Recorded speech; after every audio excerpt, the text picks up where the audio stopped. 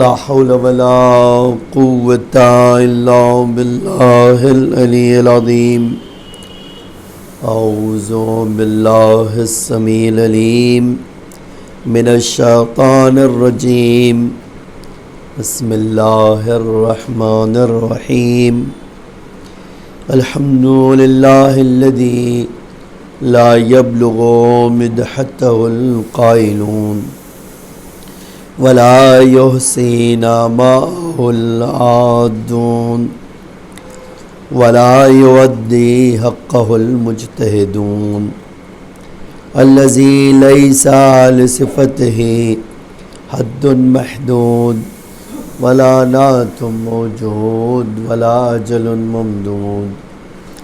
فطر الخلائق بقدرته ونشر الرياح برحمته ووتدا بالصخور ميدان أرضه.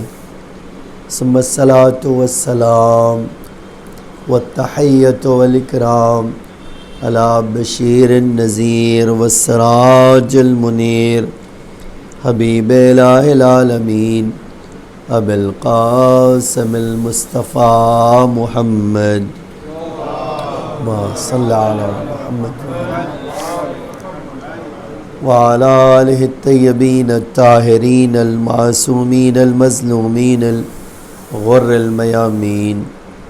لا سيما الإمام المبين بقية الله في الأرضين الحجة الثاني عشر الإمام المهدي المنتظر صلوات الله وسلامه عليه.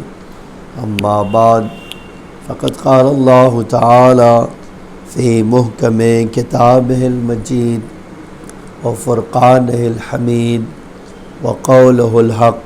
بسم الله الرحمن الرحيم. وجعلناهم أئمة يهدون بأمرنا وأوحينا إليهم فعل الخيرات وإقام الصلاة وإيتاء الزكاة وكانوا لنا عابدين. ایک صلوات پڑھیے محمد والے صلی علی محمد آل محمد. فضان گرامی، سورہ انبیاء کی یا کریمہ مسلسل آپ سنتے آ رہے ہیں، جس میں اللہ کہتا ہے کہ میں نے کائنات کا ایک مرکز بنایا، جس کو ہم لفظ بدل کے امام بھی کہتے ہیں. کائنات کا مرکز امام وقت ہے. خوب، اب جب ہم کہیں گے کہ کائنات کا مرکز ہے، اس کا مطلب یہ ہے ہر چیز مرکز کے ارد گرد گھومتی ہے. ہر چیز، جب کہے ہر چیز تو اس میں کوئی استثناء، ہر چیز، چھوٹی سی چھوٹی چیز، بڑی سے بڑی چیز اسی کے ارد گرد گھومتی. خوب، اس میں ایک صلوات پڑھیے محمد وآل محمد. آئیے قبلہ. انشاءاللہ حجتن قبول، اور انشاءاللہ حاجی، واقعی حاجی اللہ آپ کو بنا دے. ایک اور صلوات پڑھیے محمد وآل محمد. تو ہماری گفتگو تھی اس بارے میں کہ اللہ تعالیٰ نے ایک مرکز بنایا ہے سارے انسانوں کا، اور سارے انسانوں سے کہا ہے کہ اس مرکز کو کہیں اپنے ہاتھ سے جانے نہ دینا، اس مرکز کو مضبوطی سے پکڑے رہنا. اور پھر یہی آپ کے سامنے عرض کیا میں نے کہ تکویناً جو ہے، تکویناً اللہ نے امام کو ایسا بنایا ہی ہے کہ وہ آگے رہے گا اور ہر چیز اس کے پیچھے رہے گی. تکویناً آپ سوچ لیجئے. تشریعاً ہم سے یہ کہا ہے کہ آپ کے اوپر اس کی اطاعت واجب. تو تکویناً ساری مخلوق سے کہہ دیا کہ پیچھے پیچھے جانا ہے، اور تشریعاً ہم سے کہہ دیا کہ تمہارے اوپر اس کی اطاعت واجب. خوب، اب اس کسی مجلس کے دوران یہ بات گفتگو بیچ میں آئی کہ اللہ اپنی معرفت اپنے بندوں کو کروانا چاہتا ہے، ایسا نہیں ہے کہ کروانا نہیں چاہتا، اور مختلف انتظام بھی کیے ہیں اس کے۔ آج جس خدا کے لشکر انسان گن نہیں سکتے ہیں، اس خدا کی معرفت بھی اگر اللہ دینا چاہے تو کسی کو ایک چیونٹی سے بھی معرفت دے سکتا ہے، ٹھیک ہے، ایک چیونٹی سے معرفت دے سکتا ہے، اور کسی کے سامنے رسول اللہ کو لا سکتا ہے، وہ ان کو معرفت نہیں ملتی، زندگی بھر پہلو میں بیٹھے نہیں ملی، ہے نا؟ تو بیٹھنا تھوڑا ہی کوئی معیار ہے، آپ حتیٰ رسول اللہ کے پہلو میں دفن بھی ہو جائیے تب بھی کچھ ہونے والا نہیں۔ کیوں؟ اس لیے کہ معرفت کے لیے جو چیز چاہیے تھی وہ ہے اطاعت۔ اطاعت کے بغیر معرفت کا تصور نہیں۔ اسی لیے دیکھیے کاغذی معرفت ہے کہ بڑی بڑی کتابیں پڑھ ڈالیے، آپ کے وجود پر جوں نہیں رینگتی ہے، میرا پہلو بھی ہلتا نہیں ہے، میرے رونگٹے بھی کھڑے نہیں ہوتے، لیکن معرفت حقیقی یہ ہے کہ اگر ذرہ آیا تو خود بخود سجدے میں سر گر جاتا ہے۔ آپ دیکھ لو قرآن میں یوں ہی نہیں کہتا اللہ کہ جب میری آیتیں پڑھی جاتی ہے تو کیا کرتے ہیں؟ روتے روتے سجدے میں گر پڑتے ہیں۔ کیوں؟ اس لیے کہ ان کو حقیقت آشکار ہو گئی۔ تو معرفت ایک حقیقت کا نام ہے کہ جیسے ہی انسان کے اندر آئے گی وہ اپنا اثر چھوڑ دے گی، اور جتنی آئے گی اتنا ہی انسان باعمل بنتا جائے گا، ٹھیک ہے؟ اب میں نے کہا تھا اسی کہ بھئی یہ معرفت اللہ چاہتا ہے کہ مرکز جو بنا دیا میں نے، کچھ چاہیے تو مرکز سے رجوع کر لو۔ آج آپ دیکھیے یہ بات اسی کے ضمن میں آپ کو واضح ہو جانا چاہیے۔ اللہ نے مرکز بنا دیا، کہا مجھ سے کچھ لینا ہے تو اس کے پاس آ جانا، جو چاہیے تمہیں بلا استثناء جو چاہیے اس کے پاس آ جانا۔ اچھا آپ کہیں کہ اب جب مرکز کے پاس میں گیا تو ضروری ہے کہ میں کہوں کہ آپ مرکز والے ہیں، چونکہ اللہ نے بنایا اس لیے آپ کے پاس آیا ہوں ورنہ نہیں آتا تھا؟ بتائیے، یہ کہنا ضروری ہے؟ مثلا میں جانتا ہوں تھوڑا، اگر اس مثال کو میں آپ کے سامنے لا کر پیش کر سکوں اور آپ کے ذہن کو نزدیک کر سکوں، دنیا ایک کارخانہ بڑا، ایک فیکٹری بڑی، تصور کر لیجیے۔ آج جب بھی کوئی فیکٹری بنائی جاتی ہے تو اس کے، آپ جانتے ہیں، اس کے قانون میں لکھا جاتا ہے، یہ قانون آج گورنمنٹ سے آپ رجسٹر کروانا چاہیے کوئی کمپنی تو پوچھتی ہے بھائی اس کا مقصد کیا ہے، کیا بنائیں گے آپ، ہے نا؟ کیپٹل کیا ہے، کون کون لوگ ہیں شامل، یہ سب پوچھتی ہے، ایسا نہیں کہ نہیں پوچھتی، سب پوچھتی ہے، اور آپ کو وضاحت کرنا پڑتا ہے۔ حتیٰ مراجع نے ایک جملہ وائی بات تو کہہ دیتا ہوں آپ کے سامنے، مراجع کہتے ہیں کسی بھی کمپنی کا شیئر خریدنا ہے نا تو اس کا جا کے پڑھو کہ اس کا ہدف کیا ہے۔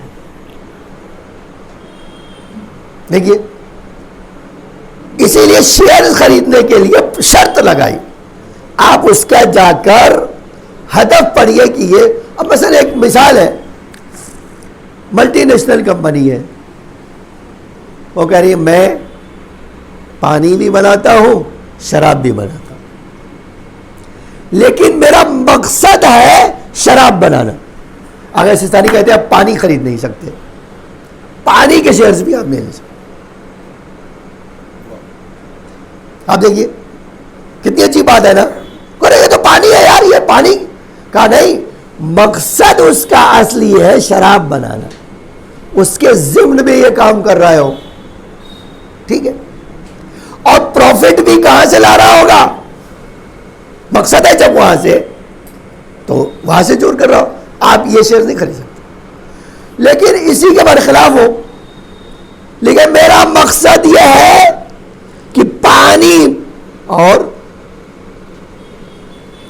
ڈرنکس مختلف بناؤں گا اور اصل ہدف یہ ہے کہ میں پانی کی بوتل بناؤں، پانی صاف پانی آپ کے لیے مہیا کروں اور 2-4 سافٹ ڈرنک بناؤں. لیکن بدماش اسی میں ایک شراب کی بھی بنا رہا ہے. اب شیئرز لے سکتے ہیں؟ نہیں، اب شیئرز لے سکتے ہیں. تو دیکھیے کمپنی کو انہوں نے خود 3 حصوں میں ڈیوائڈ کر دیا. ایک وہ ہے جو سارے پروڈکٹس حلال بناتی ہے، تب تو بیسی نہیں، آپ لے لیجئے شیئرز جتنے بھی چاہیے. ایک وہ ہے جس کا ہدف ہی آرام ہے، اب وہ دھل کے بھی آئے نا تو آپ ان کا شیئرز نہیں لے سکتے. اسی کے مقابل میں وہ ہے جو کہہ رہا ہے بھائی میں دونوں بناتا ہوں، یہ بھی وہ بھی. اب آپ لینا چاہیں تو آپ کو طے کرنا پڑے گا کہ جو آپ لے رہے ہیں وہ حلال ہے. ٹھیک ہے، میں نے یہ مثال آپ کو اب یہ بات آئی تو میں نے کہہ دیا. بہت سوال کرتے ہیں روز ایک فون آپ کو آ جائے، یہ شیئر لے رہا ہوں، لے سکتا ہوں کیا؟ معیار یہ ہے، مہاراج نے بتا دیا آپ کو لینا ہو لیجیے. اب اسی بات کو ایک فیکٹری کو کائنات سمجھ لیجئے، جس کے شعبے آج آپ گننا چاہیں تو آپ کی عقل حیران ہو جائے گی، آپ گن نہیں سکو گے. کیوں؟ اس لیے کہ اللہ کہہ رہا ہے ان تعدوا نعمت اللہ فلا تحصوها. اس فیکٹری میں تو اتنے شعبے ہیں کہ تم گن نہیں سکتے ہو.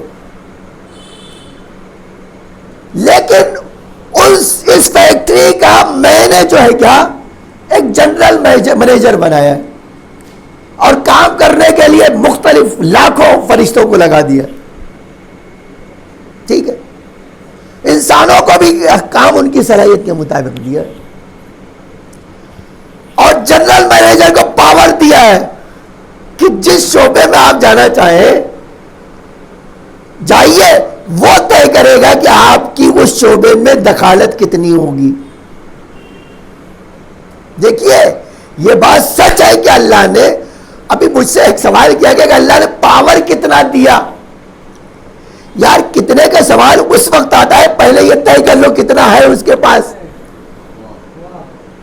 ہے نا بھائی.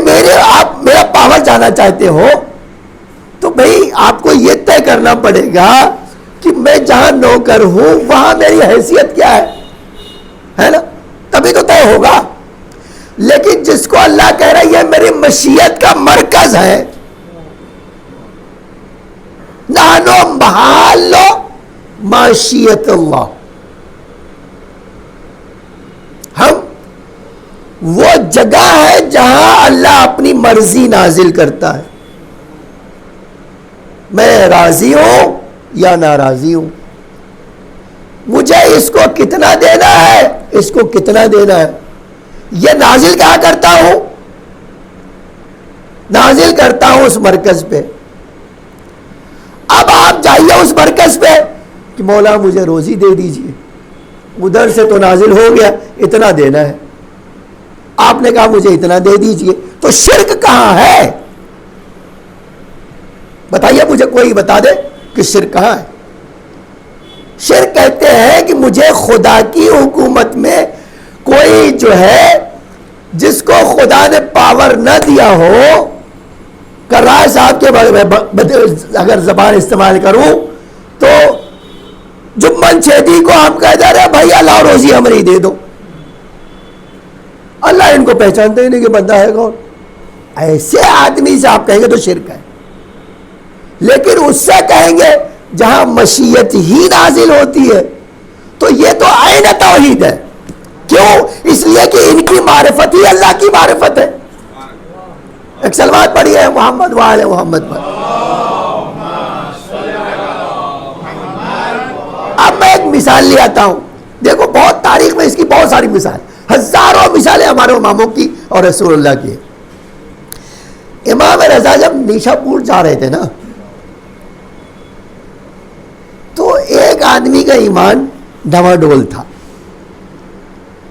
تو اب اگر یہ بھی ایک تاریخ ہے بھائی ایسے ہدایت کرنا، یہ واقعا شاید دنیا میں کوئی آدمی جانتا ہی نہیں سوائے اماموں کے.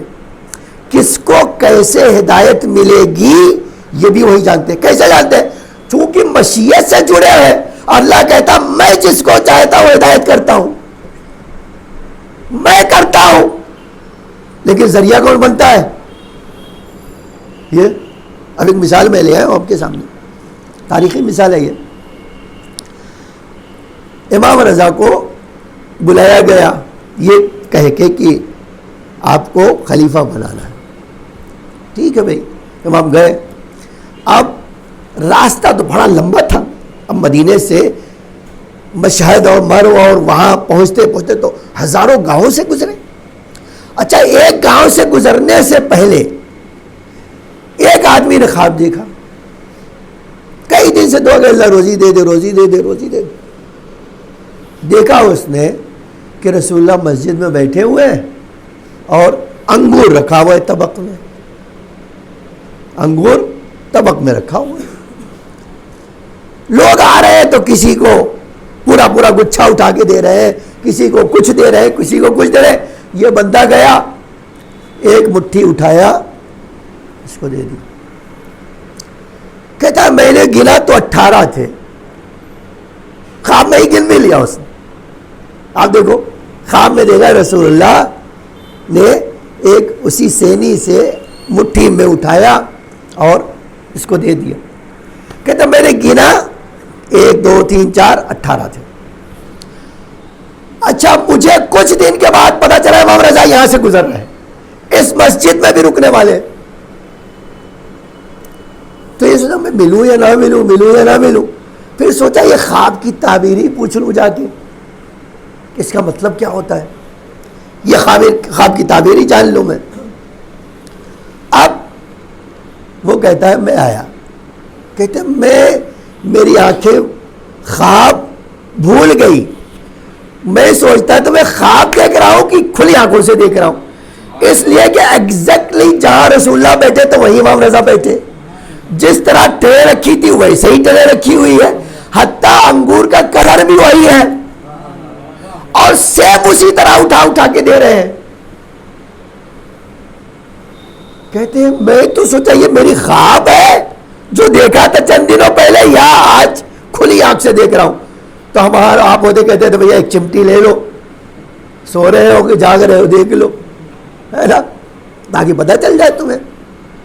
اچھا, اب کہتا اس سے سوچا کہ میں آزما بھی لو. یہ لوگوں کے ساتھ ساتھ یہ بھی گیا امام کے سامنے. کہتا اسی طرح ایک مٹھی اٹھایا اور مجھے انگور دے دی. میں نے یہ بھی تاخیر نہیں کہ باہر جا کے گنوں, ہاتھ کھولا 1 2 3 4 5. کہتے میں نے امام کے سامنے گرنا شروع کیا, 18 ہی ہے. میں نے کہا تھوڑا اور دے دیجئے. فرمایا اگر ہمارے جد نے دیا ہوتا تو ہم بھی دے دیتے. اب یہ بتاؤ, مانگ رہا ہے, کہہ رہے نہیں, رسول اللہ نے جتنا دیا اتنا ہی. کہ اللہ کا مولا تم گن گن کے دیا ہے کیا تم نے, 1 2 3 4 5 ایسا تو نہیں کیا نا. آج تاریخ دے رہی, ایک ایسا گن کے بھی دے سکتے, پتا تو تھا 1 2 3 4 5 6 7 8 9 10 کرتے 16 17 18. جاؤ بھائی, وہ بھی نہیں کیا. کہ تم مشت میں اٹھایا اور دے دیا. تو جس امام کی مٹھی بھی رسول اللہ کی طرح مٹھی ہو. اب ایک سوال ہے, آپ کبھی یہ جملہ پڑھا کیجئے. دیکھیے معرفت جو ہے نا, یہ ساری چیزیں جو ہے معرفت آتی کیسے ہے, یہ ایک بڑا سوال ہے. معرفت آتی کیسے ہے؟ معرفت آتی ہے صرف اطاعت سے. یاد رکھنا, ایک ہی ذریعہ ہے جو آپ کے اور میرے اختیار میں جنرلی ہے. ورنہ دیکھیں اسپیشل طریقہ تو اللہ آپ کے اوپر مہربان ہو جائے تو ایک شہد کی مکھی بھیج دے, وہ آپ کو وہی کر دے. وہ تو ایک ایکسٹرا پاور ہے اور ایکسٹرا چیز ہے, وہ تو اللہ کا ہاتھ تو کوئی پکڑ نہیں سکتا ہے, وہ ایک الگ بات. جنرل راستہ جو ہے نا معرفت کا صرف اطاعت, ایک ہی راستہ. ٹھیک ہے, اسی لیے میں نے کہا امام حسین کیا کہہ رہے تھے, معرفت اہل کل زمان امامہم. ہر زمانے کے لوگوں کا کام یہ ہے اپنے امام کو پہچان لو. کون سا امام؟ لیکن نام جاننے والا نہیں امام، جو آج ہم جان رہے ہیں نا وہ نہیں، وہ تو کاغذی معرفت ہے. کہتے ہیں وہ امام الذی یجب علیہم طاعتہ، وہ امام جس کی اطاعت واجب ہے، ایسے کی معرفت جان لے. خوب، اب آپ وہ مثال پہ آ جاؤ. میں نے ایک مثال کہا، آپ کو ایک مثال بیچ میں لایا اس لیے کہ آپ جان لو. تو جو اللہ کی مشیت نازل ہونے کا مرکز ہے انہیں اللہ نے امام بنایا. کتنا پاورفل بنایا. ایک سوال ہے، میں نے مجھ سے کہا کسی نے کتنا پاورفل بنایا. میں نے کہا پہلے تم یہ بتاؤ اللہ کی طاقت کتنی ہے. ان اللہ علی کل شیء قدیر. ٹھیک ہے. اچھا، آپ اللہ دینا چاہتا ہے کسی کو تو اللہ کی ذات میں کنجوسی ہے کیا؟ دیکھو کتنی عجیب بات ہے. یہ بات ائمہ نے ہمارے کہی کہ کیا تم سوچتے ہو. چلیے اگر روایت آئی ہے یاد مجھے تو میں سناتا ہوں. ایک سلوات پڑھیے محمد والے.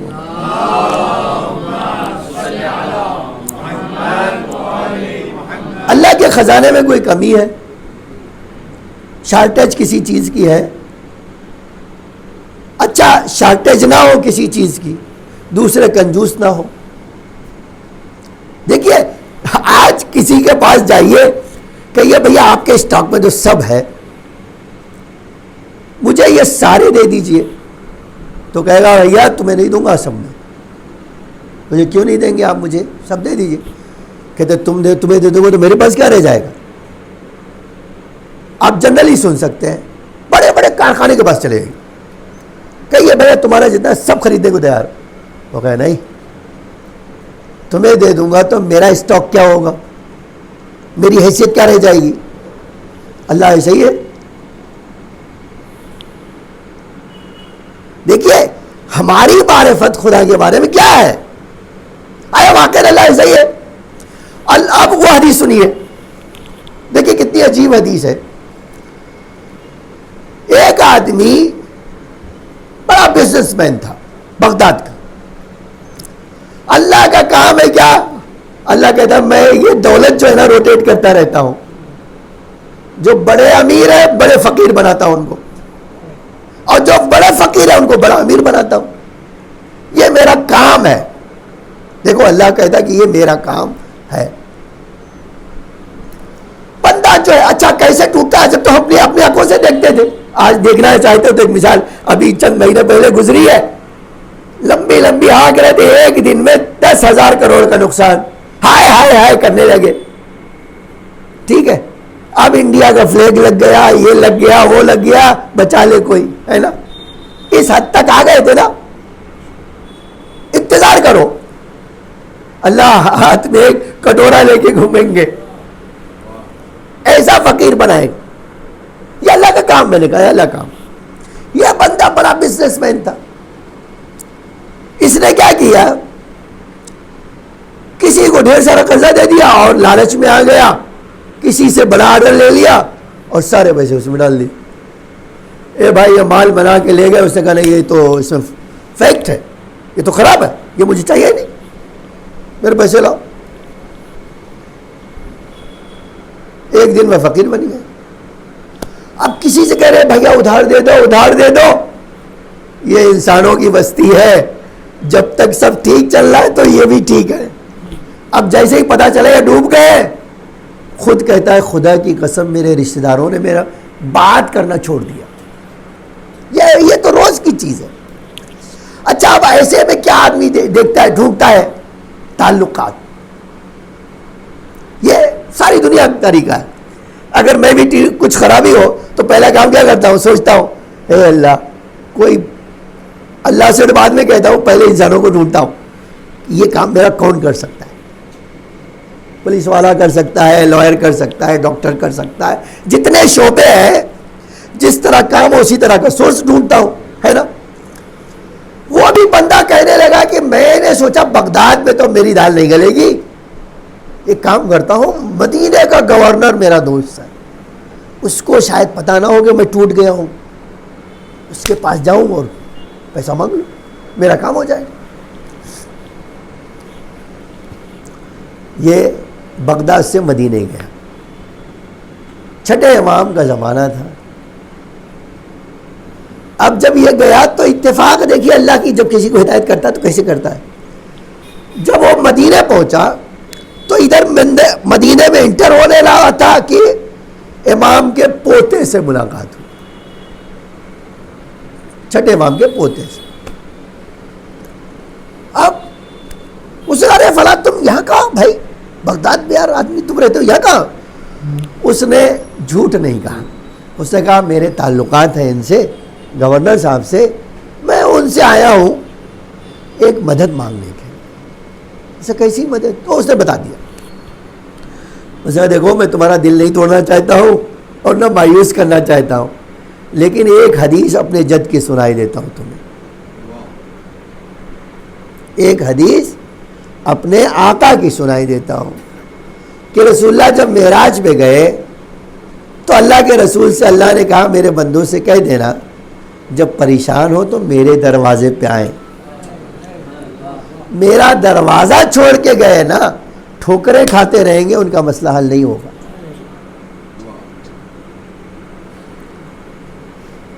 اب تمہارا ایک ہی راستہ ہے, وہ ہمارے جد نے بتایا ہے. وہ کیا ہے؟ تم جاؤ بغداد واپس, محلے کی مسجد میں صبح شام جاؤ, اے اللہ تو ہی ہے یا جابر المنکسرین, اے ٹوٹی ہوئی کمر کے جوڑنے والے, یہی کہو, دیکھو اللہ تمہارا کیسا مسئلہ حل کر دیتا ہے. اور پھر ایک جملہ کہا امامی کا, وہ چھٹے امام فرمایا, امام نے فرمایا تھا اللہ کی ذات لامتناہی ہے, اس کی طاقت بھی لامتناہی ہے, اس کی طاقت کوئی جانتا ہی نہیں, بس اس سے پوری کائنات, امام نے یہ جو جملہ کہا نا, پوری کائنات ایک ساتھ سب ہاتھ پھیلا کر ایک ہی چیز مانگے اور سب کو ان کی سوچ سے زیادہ دے, اور اس کے کوئی خزانے میں کم نہ ہو, اس کو خدا کہتے ہیں. تو دیکھو میں نے یہ حدیث سنائی آپ کو, لا بخل فی ساحتہ, اللہ کی ذات میں کوئی کنجوسی نہیں ہے. اچھا دوسری طرف سے امام آمادہ ہے ہر کمال لینے کے لیے, تو جو کمال دیتا ہے وہ ہماری طرح آپ کی طرح تھوڑی دیتا ہے, وہ اپنی ہی ذات کے مطابق حد امکان میں رہتے ہوئے لامتناہی کمال دیتا ہے امام کو. لیکن وہ امام کی ذات تک ہے. اب آپ پوچھیں گے امام کو کتنا پاور ہے, اب میں کیسے بتاؤں کتنا پاور ہے, میں تو جانتا ہی نہیں ہوں امام کی زندگی کا سوائے ایک گوشے کے, تو میں سوچتا ہوں اتنا ہی ہوگا. تو میرا وجود, آپ کا وجود اس بات کے سمجھنے سے قاصر ہے کہ ان کے پاس پاور کتنا ہے. ان کا پاور یہ ہے کہ کائنات کو چلا سکتے ہیں اور چلا رہے ہیں. یہ جملہ حدیثیں آپ سنتے ہیں تو آپ پتہ نہیں کیا سوچتے ہیں, بے یم نہیں رزق الورا, جس کے وجود کی برکت سے کائنات کے ذرے ذرے کو رزق مل رہا ہے, اس سے کہیے مولا مجھے روزی دے دو, تو شرک کہاں سے ہے؟ ہاں سوال یہ ہے. دیکھیں آپ نے شرک کا مفہوم نہیں سمجھا ہے. میں نے بالکل وہ مثال اسی لیے دی تھی, کارخانہ بڑا سا لگا دیجئے, مالک تو مالک ہی ہوتا ہے, مالک ہوں میں, اللہ تو مالک ہے نا, اللہ تو ذاتاً ہر چیز کا مالک ہے. اس نے کچھ بندے بنائے, آج آپ بھی اور میں بھی کرتے ہیں, مینیجر پر رکھا, ان کو کیا دیتے, طاقت دیتے یا نہیں دیتے؟ اچھا آج تو اگر 50 شعبے تو 50 مینیجر ہیں, ان کا بھی جنرل مینیجر ہوتا ہے نا. آپ جنرل مینیجر سے کہیے کہ بھیا آپ کے شعبے میں اکنامک ہے, مجھے کچھ اس میں سے دے دیجئے, تو شرک کہاں سے؟ یہ تو دیا ہے جنرل مینیجر, تو اس نے بنایا ہے, وہ پاور اس نے دیا ہو, اسی پاور کو آپ مانگ رہے تو شرک کیسے ہوگا؟ یہ بتاؤ مجھے, کوئی بھی بتائے. شرک ہوتا ہے کب؟ جب ہم کہیں کہ اللہ کی طاقت سے ہٹ کر ان کے پاس الگ طاقت, اللہ کہے گا نہ دو, یہ کہیں گے دو, یہ شرک ہے, نو ڈاؤٹ یہ شرک ہے. لیکن ائمہ تو جن کو اللہ نے بنایا کیا ہے, وہ اپنی سوچ رکھتے ہی نہیں, جن کے بارے میں یہ قرآن کہہ رہا ہے وما ينطق عن الهوى, یہ تو اپنی زبان سے کچھ بات ہی نہیں کرتے جب تک اللہ کی وحی نہ ہو جائے. تو جن کی زبان پہ پہرا ہو, جن کے قدموں پہ پہرا ہو, جن کی عقلوں پہ پیدا ہو, ان سے طلب کرو گے یعنی اللہ سے مانگ رہے ہو. یہ سمجھو آپ اگر یہ بات جانتے ہو ان سے مانگنا اللہ سے مانگنا ہے, ایسا نہیں ہے کہ ان سے مانگنا اللہ سے مانگنا ہے. اب جنرل مینیجر سے جا کے لے لو کچھ, کہو اس سے مالک سے کیا لینا تھا, بھیا مالک سے لینا دینا اس کی کمپنی ہے, اس نے تو اپنا اختیار یوز کر کے آپ کو دے دیا ہے, ورنہ تو مالک تو وہی ہے, گویا آپ کو اس نے دیا ہے. یہ چیز آج کچھ احمق لوگ نہیں سمجھتے, اور وہ کیا سمجھتے ہیں کہ ہم بڑے توحید والے ہیں. تمہیں توحید کا پتہ ہی نہیں ہے. سچائی ہے کہ توحید کیا ہے, امام کی معرفت. توحید اللہ کی معرفت کیا ہے, امام کی معرفت. امام کیا ہے, کا مرکز کائنات ہے.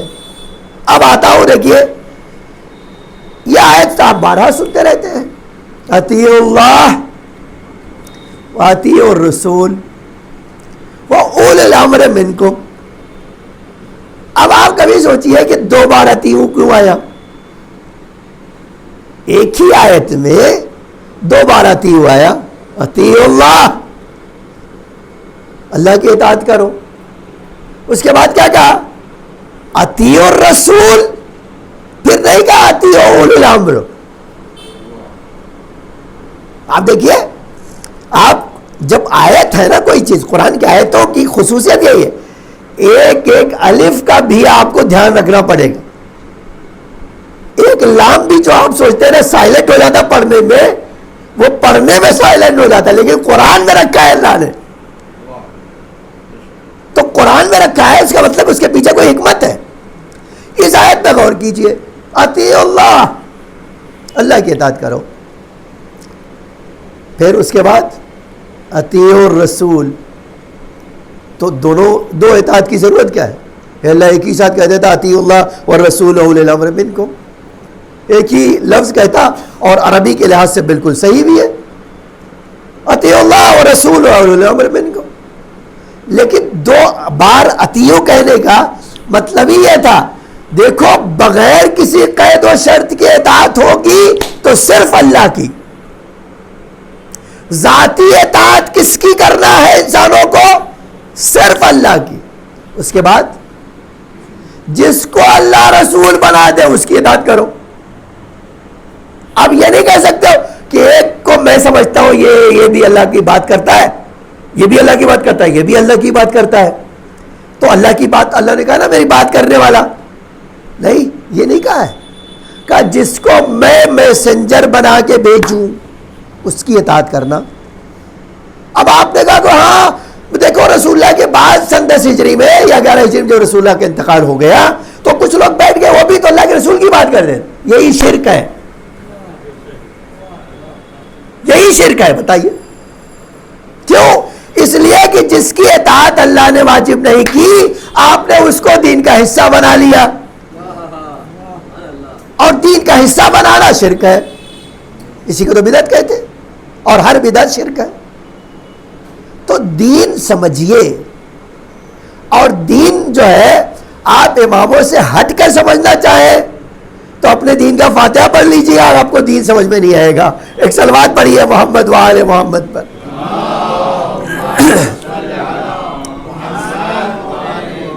اچھا دوسری طرف سے آج آپ دیکھیے کسی کو پاور ملتا ہے.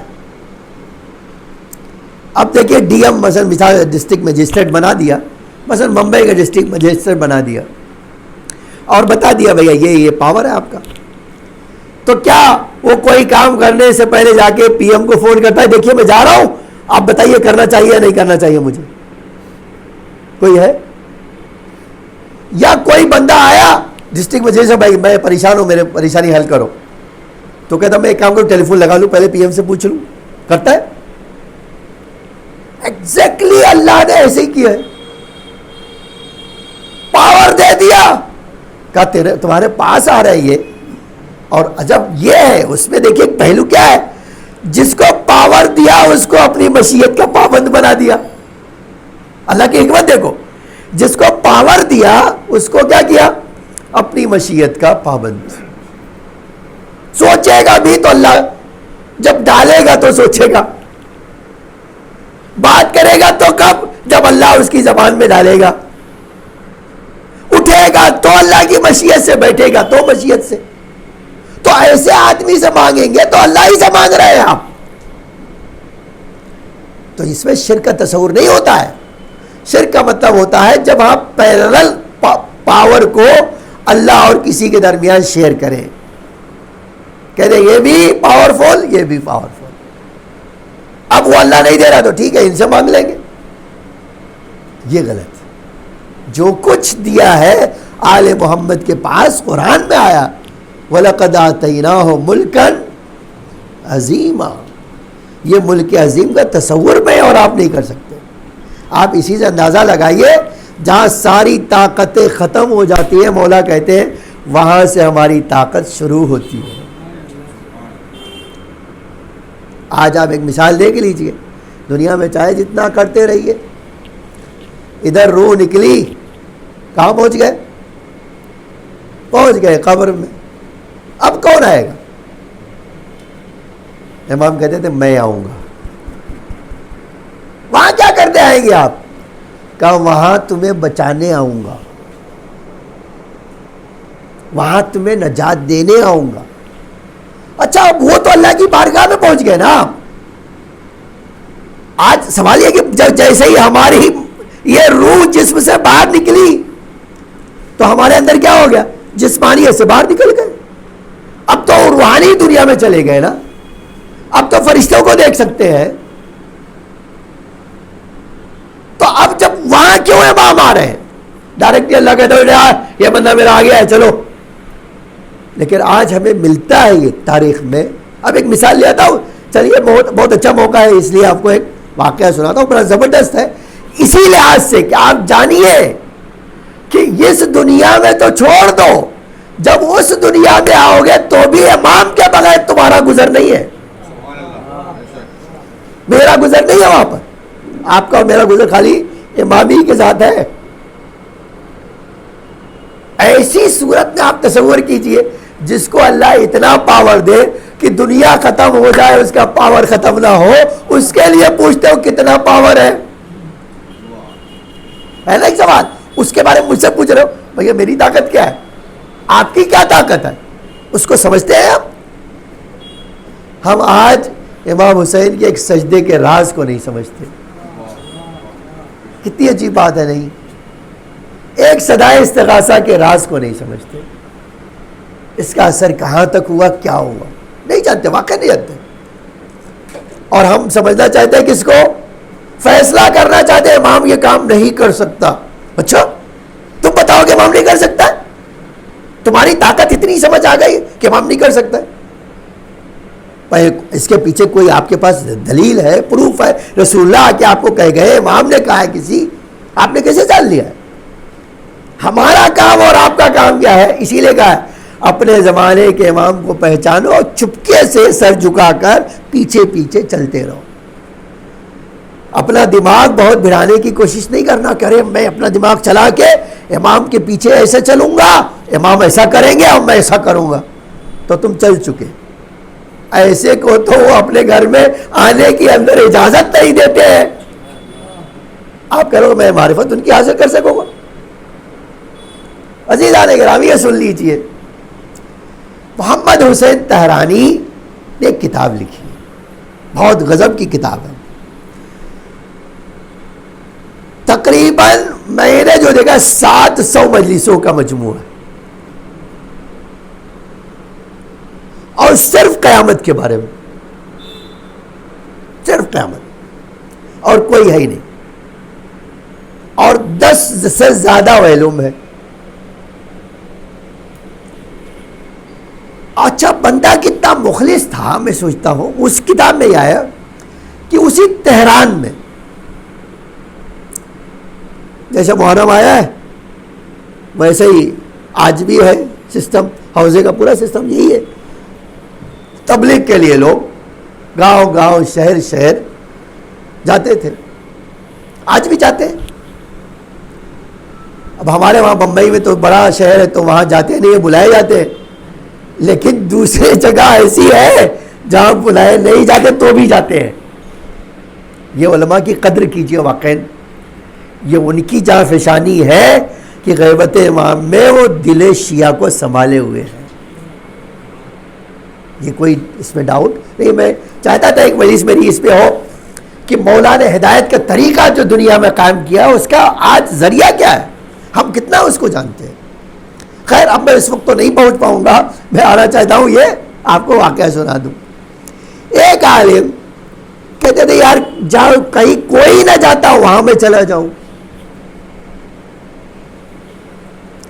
کہتے تھے بس پتہ لگاتے تھے. جیسے میں نے یہی چیز اپنے ہندوستان میں غلام عسکری صاحب کو باقاعدہ ان کی سوان حیات میں آیا ہے کہ بندہ 20 کلومیٹر پیدل چل کے, دریا میں جانے کا راستہ نہیں تھا تو کپڑے اتار کے دریا میں غوطہ مار کے, کپڑے گیلے ہو گئے تو اس طرف جا کے سکھایا, پھر ایک گاؤں تک پہنچے.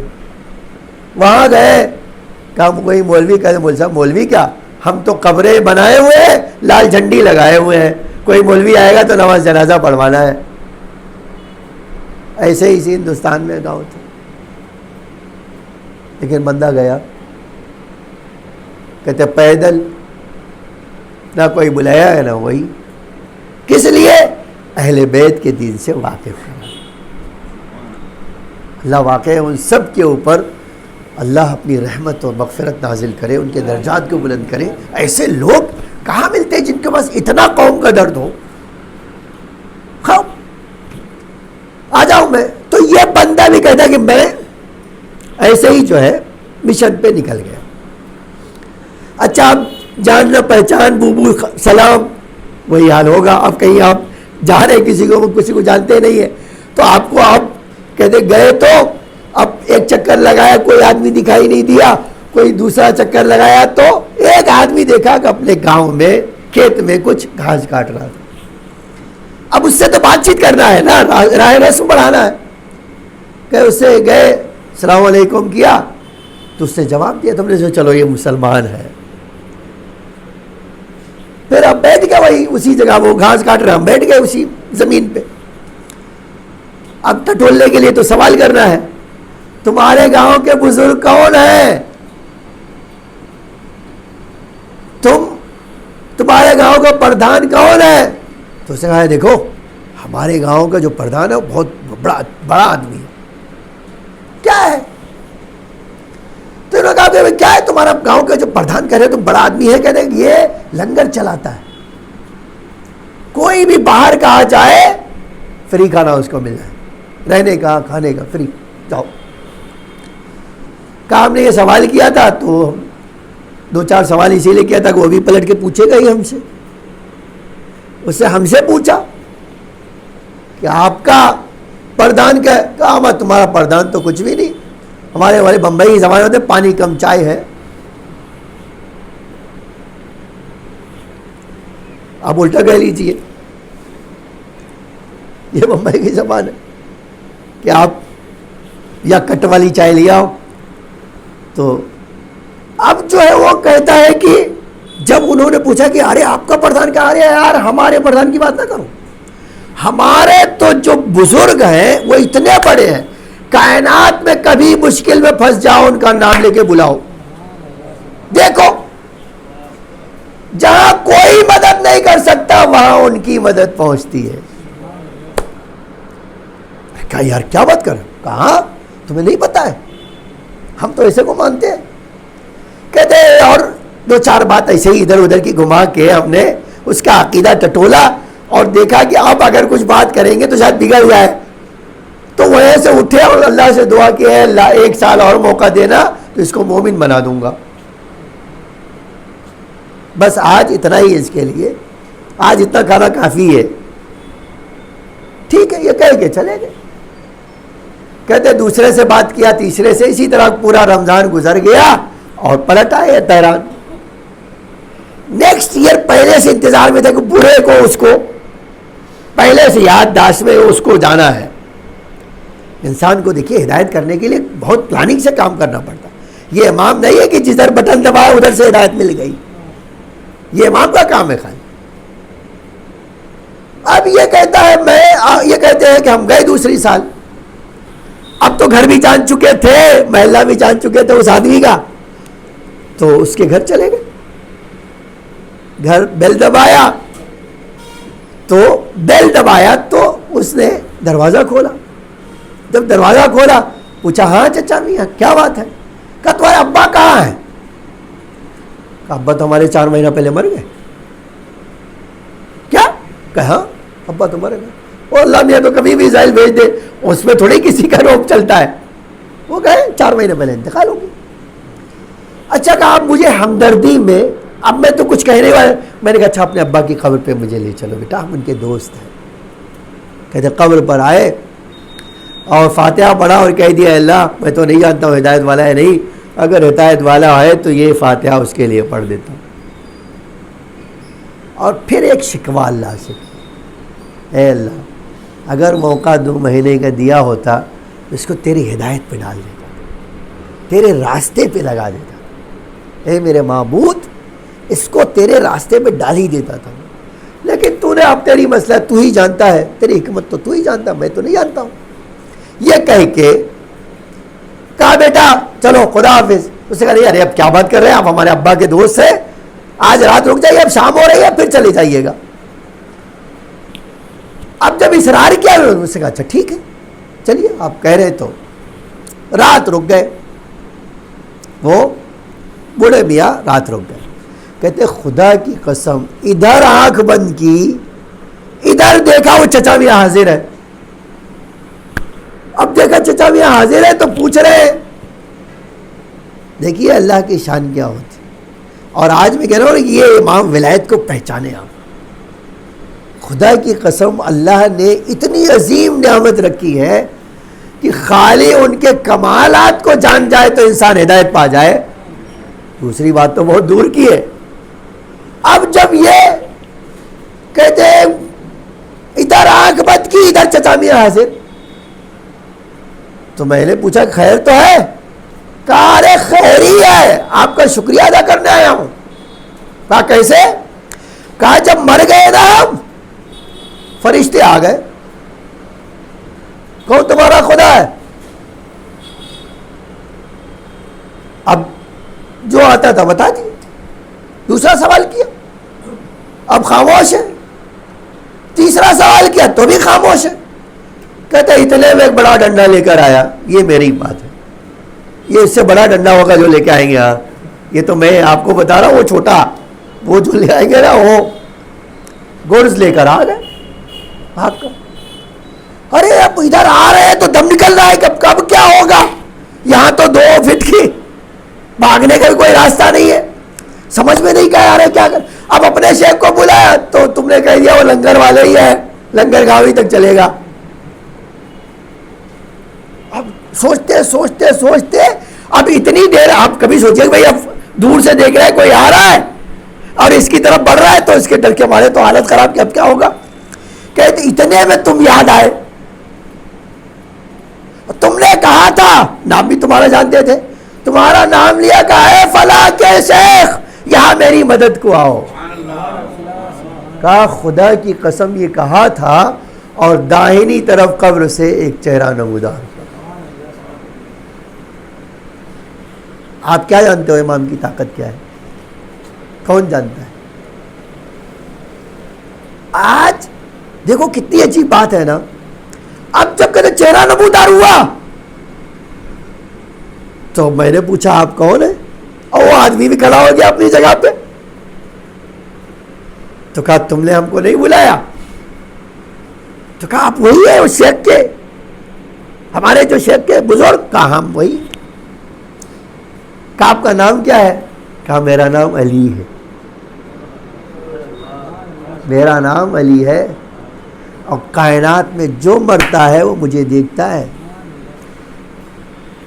چاہے کافر ہو یا مومن ہو، اس میں کوئی شک نہیں. اب آپ امام ہو، ہاں مانتے ہو کہ آپ جانتے نہیں تھے، اب تو مان ہی لیں گے. آپ جو نہیں جانتا اس کی مدد کر رہے ہو تو آپ کو اب جاننا ضروری ہو گیا ہے. بس اتنا کہا، امام نے اس فرشتے کو بلایا، کہا دیکھو برزخ اور اس قبر کے درمیان ایک پردہ ڈال دو. جس دن اس کی معرفت مکمل ہو پردہ ہٹا کے جنت میں ڈال دو. جس کی معرفت اتنا طاقت رکھتی ہو کہ قبر میں بھی انسان کو جنت تک پہنچا دے. آج کوئی مجھ سے پوچھے اس کا پاور کیا ہے، اے میرے بھائی اپنا پاور سمجھ لو، اتنا ہی کافی ہے. تم بڑی بات کر رہے ہو، عقلیں حیران ہیں ان کو سمجھنے میں. امام کا وجود انسان کی عقل کو اڑا دینے کے لیے کافی ہے. یہ اللہ کا وہ نمائندہ ہے جس کے ارد گرد کائنات گھومتی. اب وہ سورا واقعہ بتایا، کہا شیخ تم سے ایک شکایت ہے. کہا کیا؟ ہم سے شکایت کیا ہے؟ کہا آپ جب شیخ شیخ کہہ رہے تھے ہمارے شیخ ہمارے بزرگ ہمارے، تو نام بھی بتا دیتے.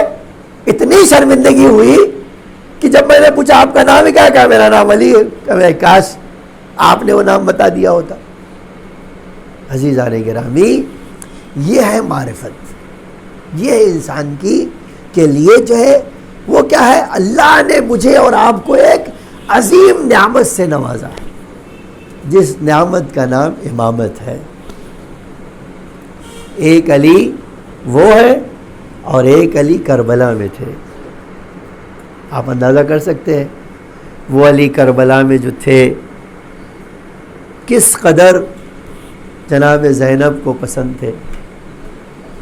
کبھی آپ سوچئے وہ علی جو کربلا میں تھے، جن کو دیکھ کر مائیں، آپ کبھی یہ جملہ کہنا شاید میرے جذبات ہیں، آپ کے نہیں ہیں، آپ کے بھی ہوں گے، جس کو دیکھ کر امام حسین کو سکون ملتا ہو، جس کو دیکھ کر جناب زہرا کو سکون ملتا ہو، جس کو دیکھ کر بہنوں کو سکون ملتا ہو، کیا وہ ماں کے لیے سکون قلب نہیں ہے؟ اسی لیے ایک جملہ کہنا چاہتا ہوں، اماموں کی عجب شان تھی. آج تاریخ کہتی ہے جب جناب علی اکبر پیدا ہوئے تو امام نے مسجد میں لے جا کر رکھ دیا، اے اللہ یہ میرا بیٹا تیرے حوالے. جناب زینب مسجد سے لائیں کہ اے بھیا تم نے اللہ کو دے دیا، اب میں اس کو پالوں گی.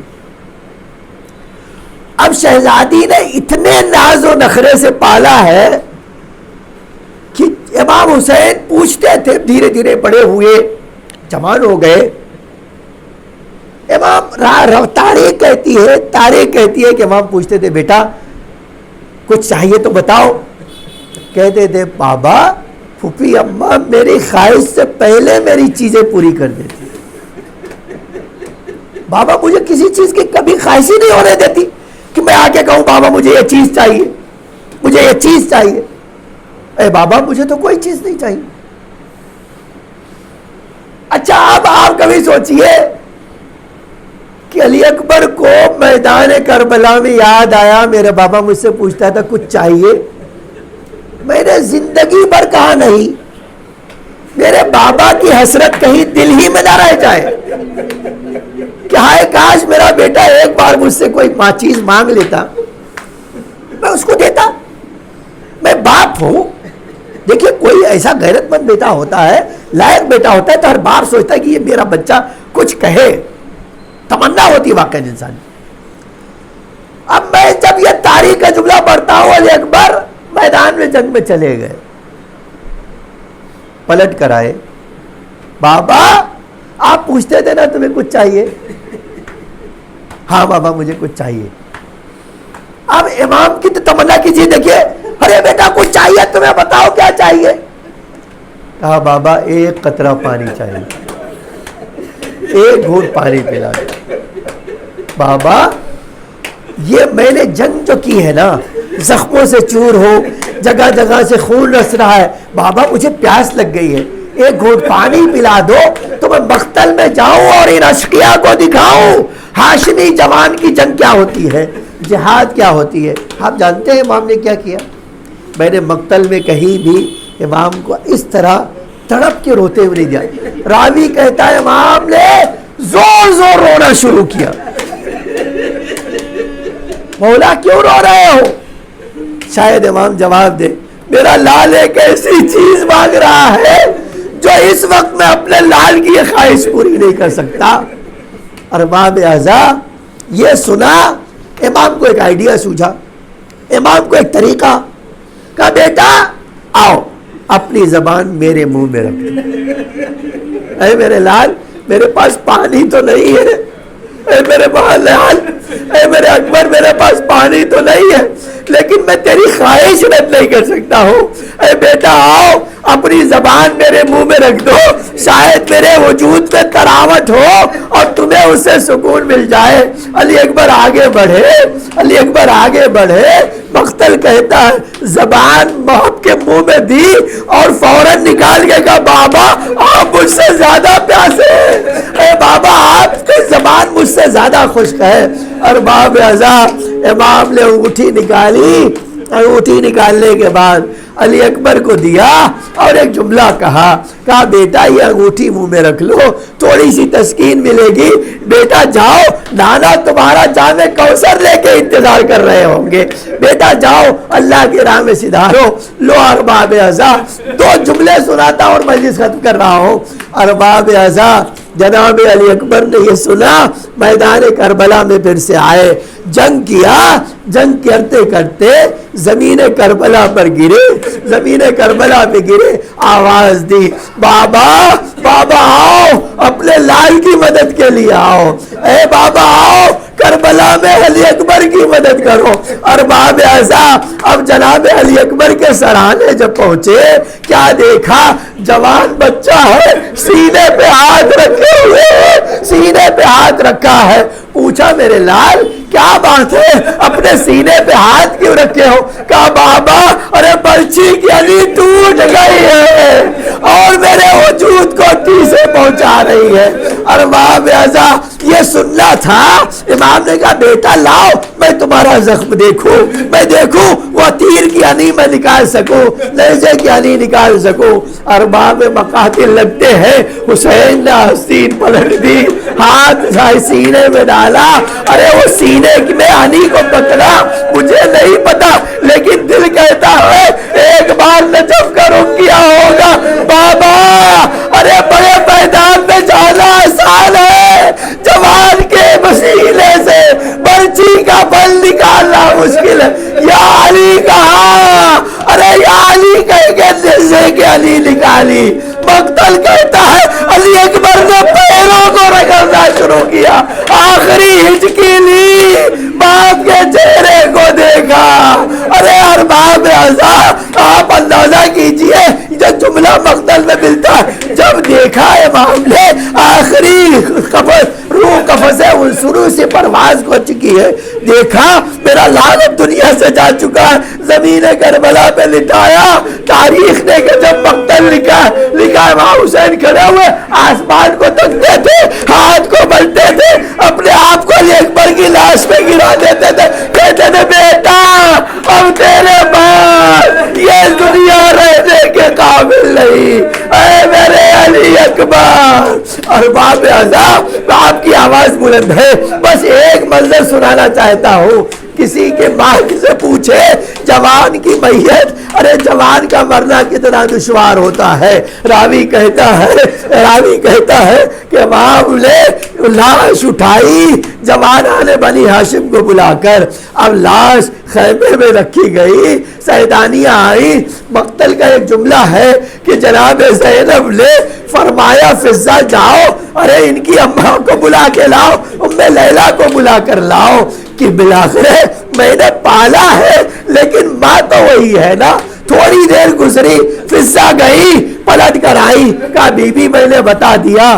اب جب جناب زینب نے دیکھا ام لیلہ نہیں آئی تو خود اٹھی خیمے میں گئی اور ام لیلہ سے پوچھا بھابھی ارے علی اکبر آیا ہے، پرزہ لینے کے لیے نہیں آئیے گا؟ عجب جملہ فرمایا، اے بی بی ارے جب سے سنا ہے تیرا لال مارا گیا مجھے دروازہ نظر نہیں آتا.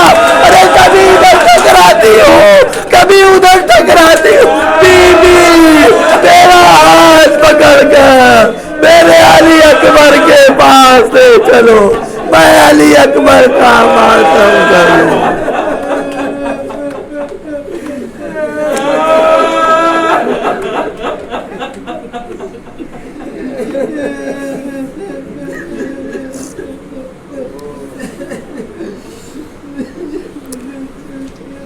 الا لعنت اللہ علی القوم الظالمین.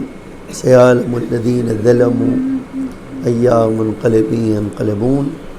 الہی بحق سہرا و ابیہا و مالہا و بنیہا وسر المستودع فیہا بعدد ما احاط بہ علمک. اے اللہ ہم سب کو علی اکبر کے عزاداروں میں قرار فرما. اے اللہ ہمارا پرسہ امام وقت کی بارگاہ میں پیش فرما. اے اللہ ہمارے مولا ہمارے آقا کے ظہور میں تعجیل فرما. زمین کو آقا کے ظہور کے لیے آمادہ فرما. ہم سب کو آقا کے حقیقی غلاموں میں شمار فرما. اے اللہ تجھے بی بی زہرا کے دل کا واسطہ مومنین جہاں بھی ان کی جان و مال عزت آبرو کی حفاظت فرما. ہم حاجت مند ہیں اے اللہ علی اکبر کے صدقے میں ہم سب کی حاجتوں کو قبول فرما. جو مومنین مقروض ہیں ان کے قرضوں کو ادا فرما. جو بے گھر ہیں انہیں گھر عطا فرما. جو بے اولاد ہیں انہیں اولاد نرینہ عطا فرما. اے اللہ اس دنیا میں ہمیں نور آل محمد، محبت آل محمد، ہدایت آل محمد اور آخرت میں شفاعت آل محمد نصیب فرما. ماتم حسین.